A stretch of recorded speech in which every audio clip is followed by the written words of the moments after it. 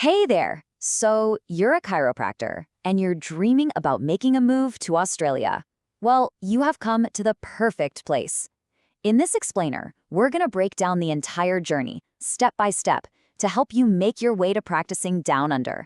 Let's dive in. Just picture this for a second.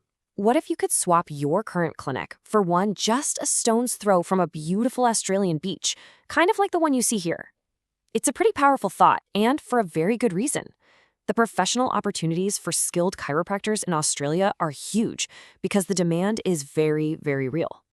And when I say huge, I really mean it. The chiropractic industry in Australia is valued at a massive $1.7 billion. That's billion with a B.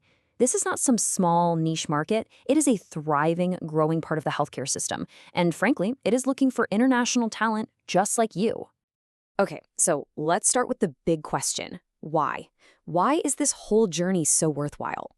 Well, it all comes down to one simple word: demand. Australia has this ongoing critical need for chiropractors, and it's being driven by things like an aging population and a growing focus on preventative health. Now take a look at this acronym on the slide. MLTSSL. This is so important. It stands for the Medium and Long-Term Strategic Skills List. The easiest way to think of this is that it's the Australian government's official help wanted sign for the rest of the world. And the fact that chiropractor is on this list, that's your green light. It signals a critical need for your skills, and most importantly, it opens up direct pathways to permanent residency. So, to unlock that opportunity, you're going to need what I call the two golden keys. These represent the two most important organizations in your entire migration journey. And honestly, understanding the difference between them is the core challenge of this whole process. We're talking about the CCSA and AHPRA. Okay, so this is the crucial point, so listen up. There are two completely separate processes for two completely different goals. The CCEA skills assessment is for your visa. It's how you prove to the immigration department that you've got the right qualifications. AHPRI registration, on the other hand, is your legal license to actually practice as a chiropractor in Australia. You absolutely need both, but you cannot get them confused. Right, let's tackle the first one, the CCEA assessment. This is your first major hurdle, for sure, but with the right preparation, it's a very manageable one. This is the step that really gets the whole visa ball rolling. So the CCCA process is broken into two clear stages. Stage 1 is the desktop audit. And the great news is you complete this from your home country. You'll submit all your documents, qualifications, transcripts, proof of experience. Once you pass that, you move on to Stage 2, the in-person competency assessment, which happens over 4 days in either Australia or New Zealand. Okay, let's move to the next key and see how this all builds. Once you have your positive skills assessment and your visa is in motion, you've got to get your license to practice. And that means applying for registration with AHPRA, the Australian Health Practitioner Regulation Agency. Now, AHPRA has its own separate checklist, and it's all about protecting public safety. You'll need to prove your English skills with a test like IELTS or OET. You have to have professional indemnity insurance sorted before you can treat anyone, and most critically, you have to meet their recency of practice standards. And we really need to talk about that one.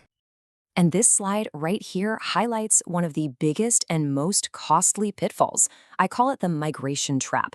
See, AHPRA requires you to have practiced for at least 450 hours in the last 3 years.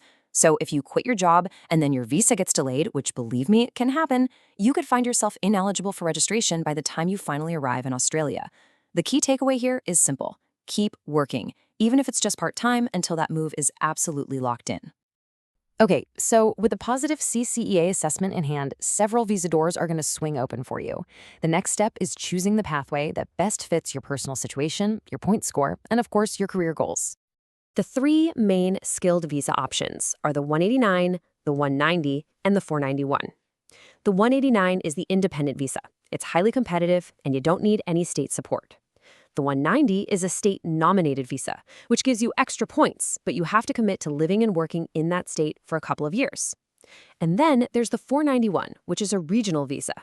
This one gives you the biggest points boost in exchange for living and working in a designated regional area for a few years.